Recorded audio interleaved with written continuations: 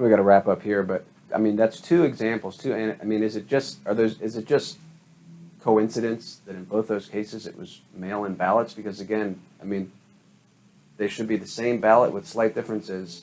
Why 2 years in a row it's both issues with the mail-in ballots and not the regular ballots? So the year prior to that, there was an issue with the in-person voting ballots. Okay. So the barcode wasn't printed very well. There were some degradation issues in terms of the quality of print. Okay. So it could be the. So this is just an issue with the technology. So it is, but it goes back to again. I'm going to sound like a broken record like this. That Act 77, with the fact that you've got a really compressed amount of time. You've got complex ballots and elections.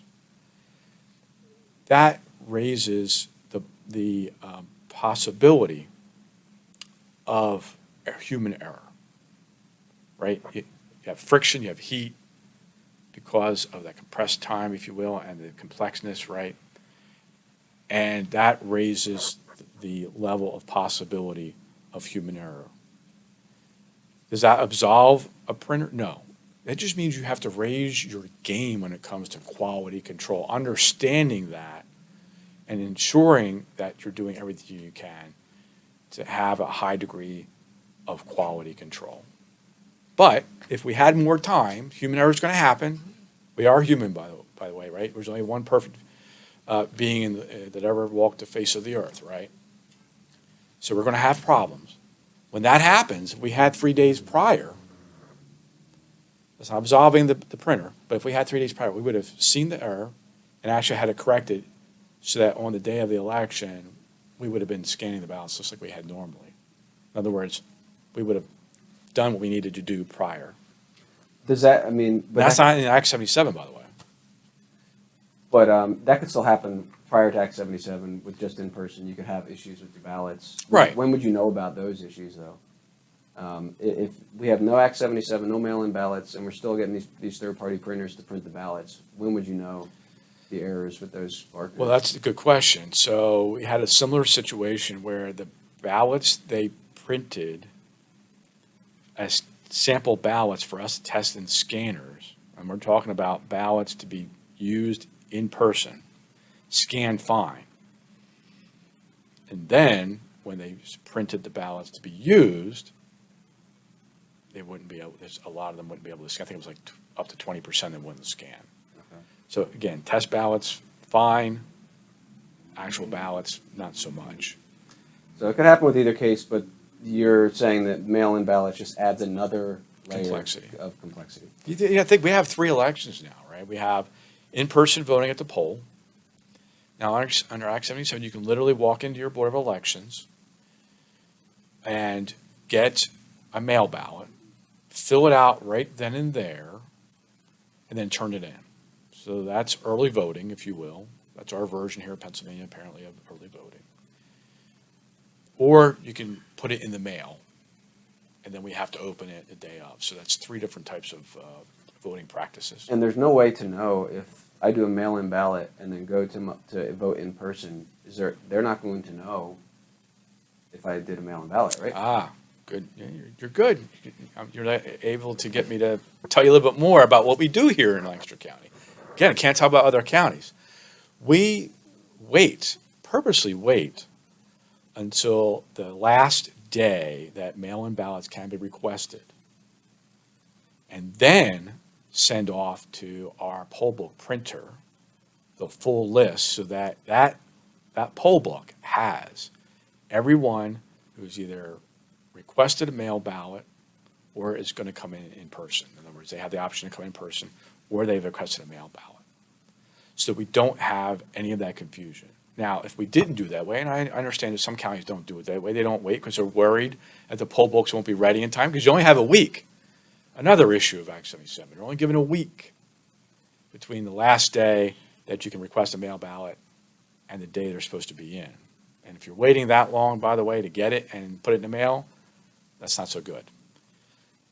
But if you don't wait until then it's possible that you'll have a poll book that will be incomplete, And what's supposed to happen, and my understanding this does happen in some counties, where they're printing a subsequent annex or appendix, pages of the poll book. So that now requires someone to look at the poll book and the appendix to make sure that that person hasn't requested a mail ballot. If they have requested a mail ballot, they're going to be told, sorry, you can't vote in person.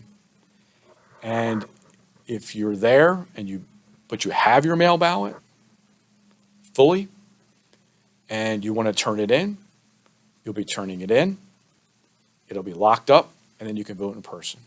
If you don't have it with you because you say you didn't get it, maybe you didn't get it, or maybe you're worried that it didn't get in on time because you didn't see in the Shore system that, hey, they received it, you're allowed to go into your polling place and get a provisional ballot.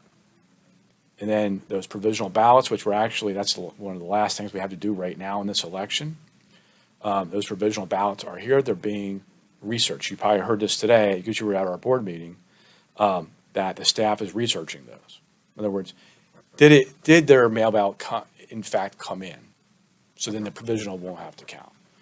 So each step of the way, we are doing things to make sure that there is that integrity, that we're thinking about these things that could happen, and we put things in place so that we understand that at any point we have an integrity in the process. I want to give you one more opportunity to give a final word here as we wrap up. This is going to continue to be an issue, at least in some level, of the drop box. There may be another, we still have the lawsuit that we haven't gotten to the details. We still have, is there going to be another court ruling?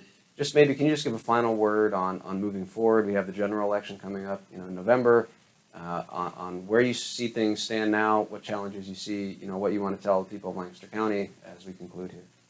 So the resolution we adopted, it was resolution number 6 on May the 16th, says that there will be no more drop boxes. We don't see the need to have one here on out, given the reasons we've already talked about. So that complies with the preliminary injunction because it is more about how we went about, in their mind, how about we went, and we respect the court. We have to. But then we took the action that we needed to take. So there's not going to be any more drop box unless that resolution is rescinded or another resolution supersedes it. So going forward, we're going to do what we have been doing, which is carrying out elections. I'm looking forward to the fall election. People will be able to come in and vote in any one of the 240 precincts. As of right now, unless the PA Supreme Court upholds the Commonwealth Court ruling that it's unconstitutional, they'll be able to request mail-in ballots. They'll be able to put them in the mail, bring them into the office, and they'll be counted, and then we'll go from there. And of course, your desire was to see the Act 77 repealed by the legislators. Either repealed or the PA Supreme Court upholds the Commonwealth Court decision. Okay. Well, Commissioner D'Agostino, thank you so much for your time. We appreciate what you do, and hope that this can be helpful to our viewers. So thanks again. Well, thank you very much. I really appreciate that opportunity to discuss this. I'm sure my colleague does as well. Thank you.